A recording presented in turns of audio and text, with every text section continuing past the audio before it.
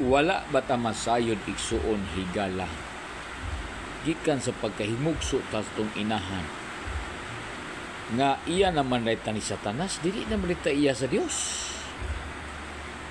Kay kung iya pa sa Dios, di na ta makahimo og sala.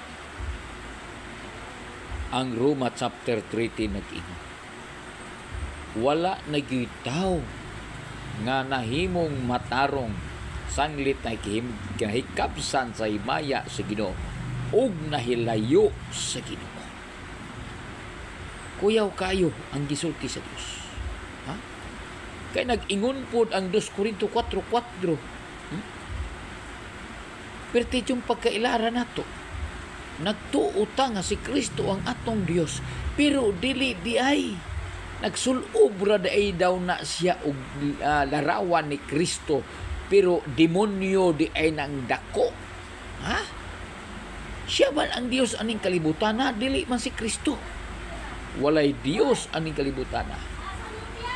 Siya lamang mao ang demonyo naghari ya sa sumala sa Biblia. Gilimbungan kita. Buhat chapter 28-27. Di ba?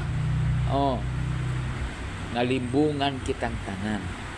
Arang luoya Diyos mga tao sa tibok kalibutan. Na grabe yung pagkailan. Grabe mo simba, kada Domingo simba, sa uban pag adlaw simba, pero diwa ni pag-asang maluwas. Wagi pag-asang maluwas.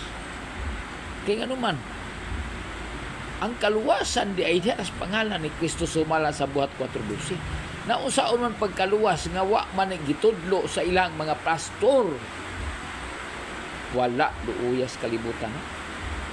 Mao dinhi ang bagyo karon nga balik-balik kay duulang tapuson sa Dios ang kalibutan. Kana riyo ako masulti sa akong nabasahan sa Biblia.